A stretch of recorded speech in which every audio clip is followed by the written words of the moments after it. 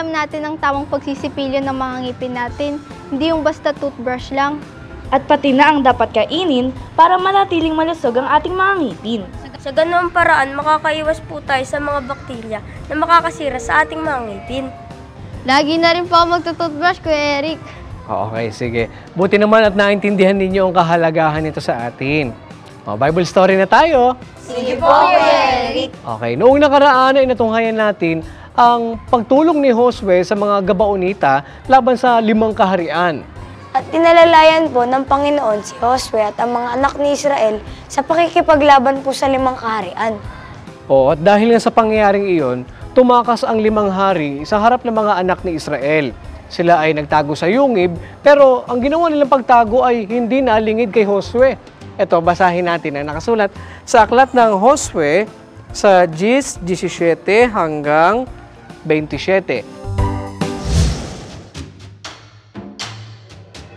Nangyari nga nang mabalitaan ni Adonisedec na hari sa Jerusalem na kung paanong nasakop ni Josue ang hari at nagibang lubos na kung paanong kanyang ginawa sa Jericho at sa hari niyaon, gayon ang kanyang ginawa sa Hai at sa hari niyaon, at kung paanong nakipagpayapaan sa kanila ang mga taga-Gabaon at nga sa gitna nila, ay natakot silang mainam sapagkat ang Gabaon ay malaking bayan na gaya ng isa sa mga bayan ng hari, at sapagkat lalong malaki kaysa Hai, at ang lahat na lalaki roon ay mga makapangyarihan.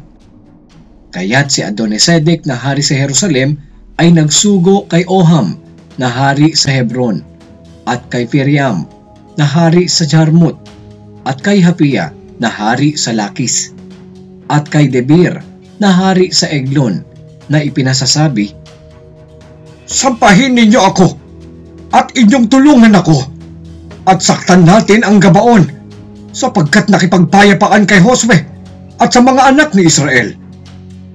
Kaya't ang 5 hari ng mga Amoreo, ang hari sa Jerusalem, ang hari sa Hebron, ang hari sa Jarmut, ang hari sa Lakis, ang hari sa Eglon, ay nagpipisan at sumampa. Sila at ang lahat nilang hukbo at humantong laban sa Gabaon at nakipagdigma laban doon. At ang mga tao sa Gabaon ay nagsugo kay Josue sa kampamento sa Gilgal na sinasabi, "Huwag mong papanlambutin ang iyong kamay sa iyong mga lingkod. Sampahin mo kaming madali at iligtas mo kami at tulungan mo kami sapagkat ang lahat ng mga hari ng mga Amoreo na nangananahan sa lupaing maburol ay nagpipisan laban sa amin." Sa gayoy sumampa si Josue mula sa Gilgal, siya at ang buong bayang pangdigma na kasama niya, at ang lahat ng mga makapangyarihang lalaki na matatapang. At sinabi ng Panginoon kay Josue, "Huwag mo silang katakutan, sapagkat aking ibinigay sila sa iyong mga kamay. Walang lalaki roon sa kanila na tatayo sa harap mo." Si Josue nga ay naparoong bigla sa kanila. Siya'y sumampa mula sa Gilgal buong gabi, at nilito sila ng Panginoon sa harap ng Israel, at kanyang pinatay sila ng malaking pagpatay sa Gabaon. At hinabol niya sila sa daan na sampahan sa Bet-Horon, at sinaktan niya sila hanggang sa Azeka at sa Maseda. At nangyari na habang tumataka sa harap ng Israel, samantalang siya'y nasa babaan sa Bet-Horon, na binagsakan sila ng Panginoon sa Azena ng mga malaking bato na mula sa langit, at sila'y namatay. Sila'y higit na namatayan sa pamamagitan ng mga batong granizo kaysa pinatay ng mga anak ni Israel sa pamamagitan ng tabak. Nang magkagayoy, nagsalita si Josue sa Panginoon ng araw na ibinigay ng Panginoon ng mga Amoreo sa harap ng mga anak ni Israel, at kanyang sinabi sa paningin ng Israel, "Araw, tumigil ka sa Gabaon, at ikaw, buwan, sa libis ng Ahalon." At ang araw ay tumigil, at ang buwan ay huminto, hanggang sa ang bansa ay nakapanghiganti sa kanyang mga kaaway. Hindi ba ito nakasulat sa aklat ni Hasher? At ang araw ay tumigil sa gitna ng langit at hindi nagmadaling lumubog sa isang buong araw.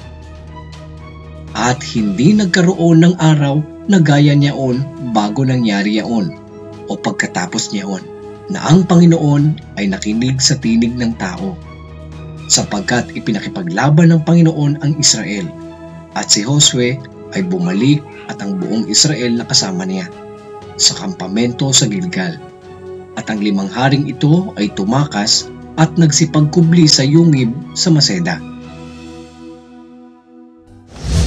Patuloy pong sinamahan ng Panginoon ng Israel sa pakikipaglaban nila. Yun naman kasi ang pangako ng Diyos sa kanila. Ano pa po ba ang sumunod na nangyari kay Josue at sa mga anak ni Israel?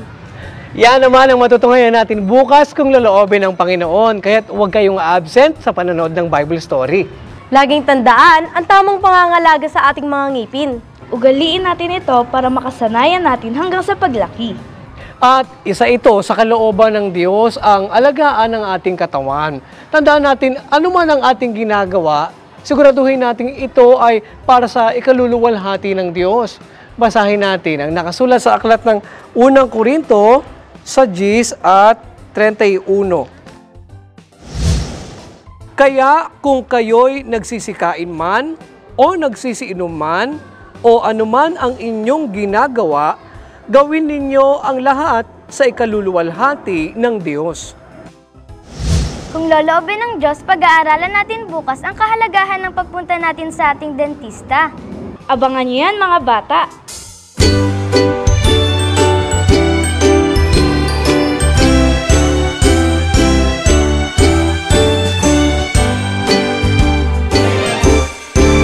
Pinagpala ng Diyos itong ating bansa, mayaman tayo sa sining at kultura.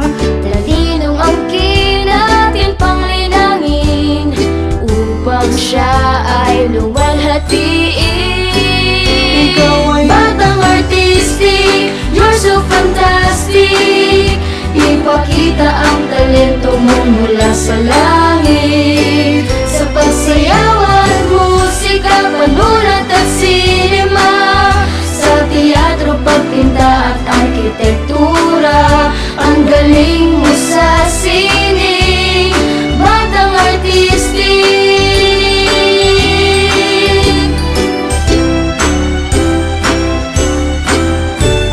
Marunong ka bang umawit o sumayaw? Magsanay at uunlad balang araw. Mahilig ka bang gumuhit at magpinta? Magsanay pa para humusay ka. Ikaw ay Batang artistic, you're so fantastic.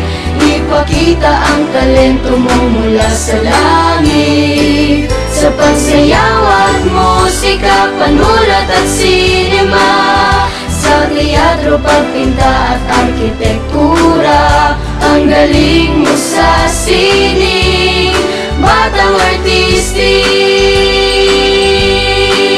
Sa ano pa mang larangan, binigyan ka ng kakayahan, gamitin lang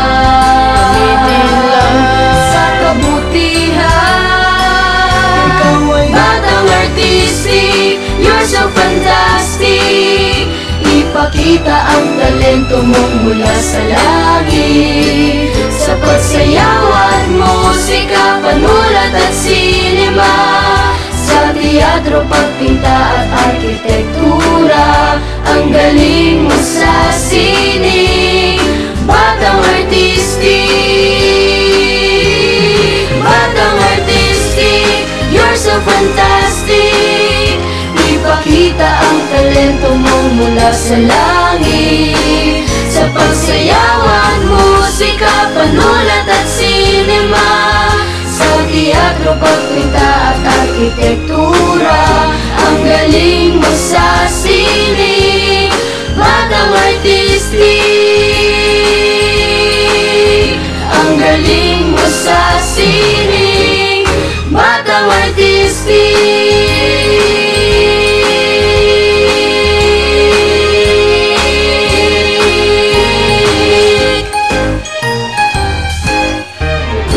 Hanggang dito mga bata, bukas God willing ay muli tayong magkita-kita. Dito lang sa nag-iisang Bible School on Air, ang KNC Show! KNC Show, we'll teach us while we grow. Sa tulong ng ating Diyos Ama, isipan ay magliliwanag. The KNC Show, we'll teach us while we grow. Sa tulong ng ating Diyos Ama, isipan ay magliliwanag na.